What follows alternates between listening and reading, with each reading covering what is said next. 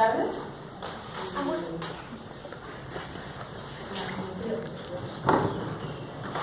Me gustaría comenzar con una cita de Bachelard: el espacio horrible, adentro o afuera. Este trabajo que voy a presentar es el resultado del seminario de titulación.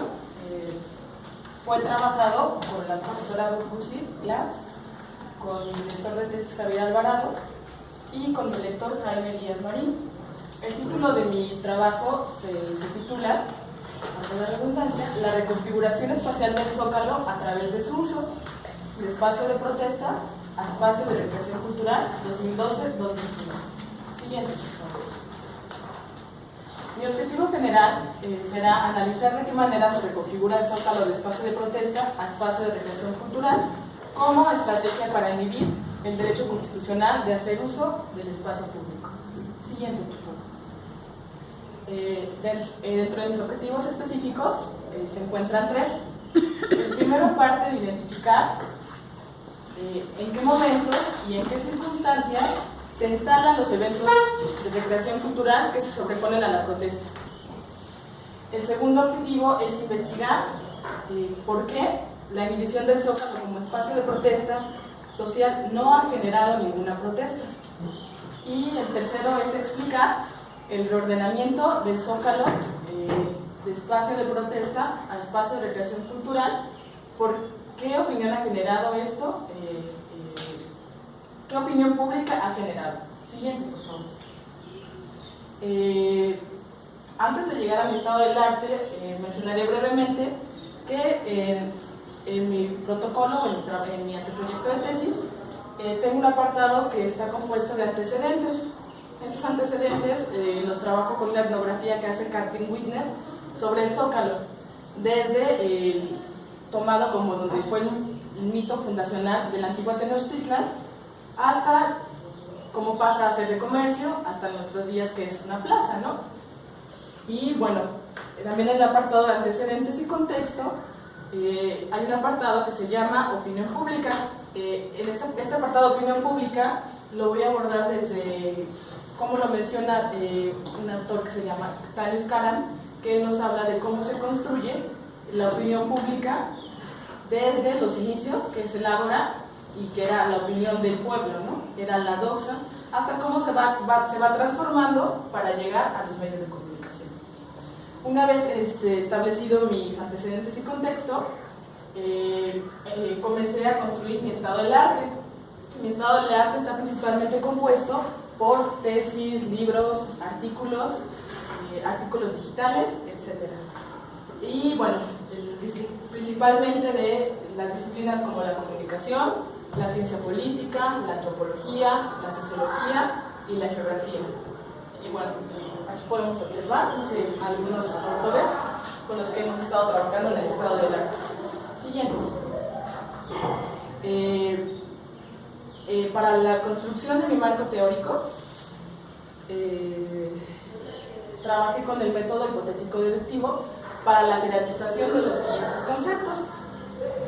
Antes de comenzar a hablar del primer concepto, que es el espacio público, me gustaría definir qué es el espacio. El espacio, según Michel de Certeau, es el efecto producido por las operaciones que tienen que ver con que lo orientan ese espacio, lo circunstancian y lo temporalizan, ¿no? Y bueno, ¿esto para qué? Para llevar a funcionar como una unidad polivalente. Esto quiere decir que es de varios valores, ¿no? Es un poco redundante, pero la polivalencia es que tiene varios valores en ese espacio, ¿no? Y mientras que el lugar, cuando hablamos del lugar, estamos hablando de los componentes que tienen relación entre sí. Sin embargo, esto no quiere decir que dos cosas ocupen el mismo lugar, sino, es decir, en palabras de Michel de Certeau, es donde entra la ley de lo propio, ¿no? Es lo que él llama la ley de lo propio, es que cuando ya existe esa apropiación, está una reglamentación, o posteriormente Angela Giglia le va a llamar hiperreglamentación de este espacio. Y bueno, ahora sí, para la construcción de espacio público, Utilicé varios autores. Entre estos autores está Hannah Arendt. Hannah Arendt nos habla de que el espacio público es todo lo que podemos ver y oír en el mundo, en general, ¿no? Y bueno, y que tiene una publicidad máxima, ¿no? O sea, que tiene, al ser público, pues tiene infinidad de publicidad, ¿no? Precisamente por esto. Y Habermas nos va a decir, Jürgen Habermas va a mencionar que el espacio público le compete a la esfera pública. La esfera pública es ese campo donde existe la vida social, ¿no? Entonces Habermas va a decir que el espacio público es donde hay vida social y que por lo tanto todos los ciudadanos tenemos acceso a él. Y bueno, ahora en el segundo concepto, ya me estaba saltando, mencioné a Hannah Arendt y a Jürgen Habermas, que son algunos autores que trabajé en el espacio público.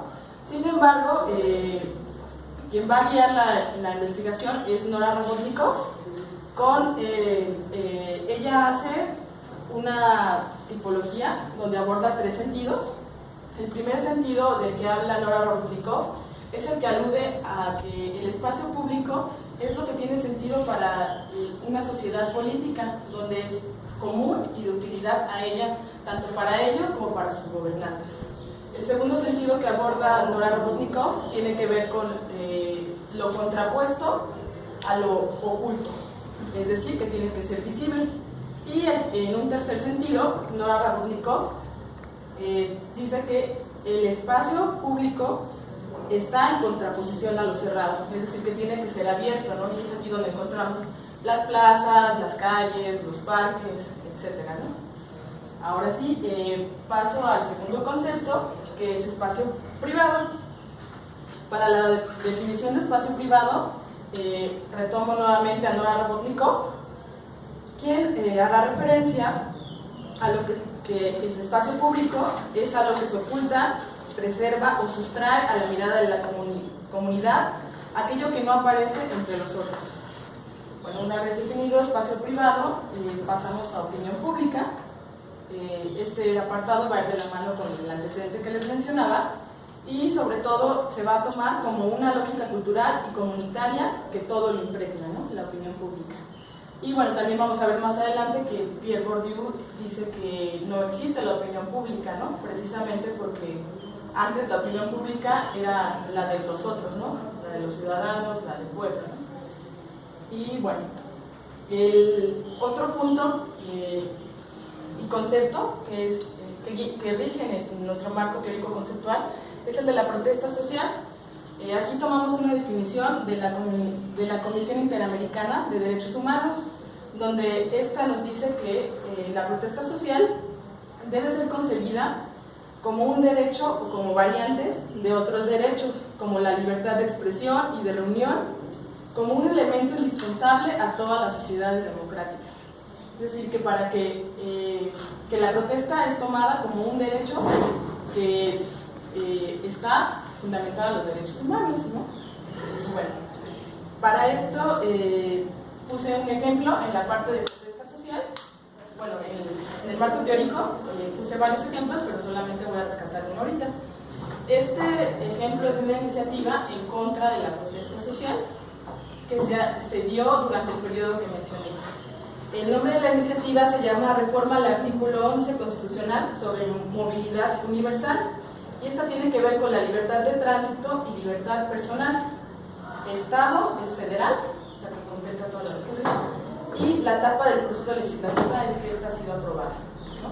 Entre otras que mencioné en el marco teórico. Y bueno, en el último concepto abordado para el marco teórico conceptual es la regresión cultural. Para este retomo a una autora que se llama Adriana Suárez. Ella nos dice que la regresión cultural es un evento de tipo cultural que se define como una estrategia para difundir proyectos culturales, así como comunicacionales, que realizan las empresas e instituciones con el objetivo de crear una imagen positiva en sus mercados. Y bueno, como establecí en la protesta social, un ejemplo, en recreación cultural, cito el ejemplo de la remodelación del Zócalo en 2013, por mencionar alguno. Y bueno, finalmente lo que va a articular cada uno de estos conceptos va a ser la teoría propuesta por Pierre Bourdieu, Y bueno, esta es la de espacio social, espacio simbólico. La siguiente. Bien. Pierre Bourdieu nos dice que el espacio social, para que un cientista o un científico social pueda estudiar un fenómeno de la realidad que se ubica en el mundo social, tiene que existir tiene que ser de una particularidad empírica, tiene que estar situado y fechado históricamente y bueno, tiene que agarrarlo lo invariable, ¿no? Y bueno, aquí él nos mencionó un ejemplo en el Zócalo cuando van los turistas, ¿no? Ellos no pueden ver, por eso después se remite a la estructura, ¿no? Que es lo que está ahí permanente, ¿no? Que los turistas van y hacen turismo, ¿no? Intelectual, emocional, no sé, pero nada más. Lo que él dice que es el científico social, lo que tiene que hacer es agarrar eso invariable, lo que permanece ahí, ¿no? Y bueno, ¿cómo es eso? Es con la historia colectiva de cada uno de nosotros, ¿no? Esa historia colectiva particular que nos marca cada uno de nosotros y es la que hace la diferencia, ¿no? Él habla de la diferencia. En esta diferencia es donde Pierre Bourdieu habla del espacio social. El espacio social es construido de tal modo que los agentes o grupos sociales son distribuidos en función de su diferencia. Esa diferencia la marca el capital económico y el capital cultural. Bien. Y bueno, finalmente, para relacionar la teoría de espacio social, espacio simbólico, estoy tomando que hay una constitución social porque el Zócalo se está constituyendo como el escenario permanente. Así, entre los actores sociales existe una disputa constante, ¿no? Que es la que yo estoy trabajando, ¿no? El uso del espacio. Esta disputa constante es por el control de dicho escenario que se manifiesta a través de su uso. Por lo tanto, finalmente el Zócalo se compone como una diferencia por el uso y es a partir de esta diferencia que se constituye como un espacio social. Siguiente, por favor. Bueno, en la parte de la metodología se trabajará con las investigaciones que se han hecho sobre el tema como referencia. Estas nos ayudarán a argumentar el problema de investigación. En un segundo nivel, con la propuesta teórica de Pierre Bourdieu, espacio social, espacio simbólico,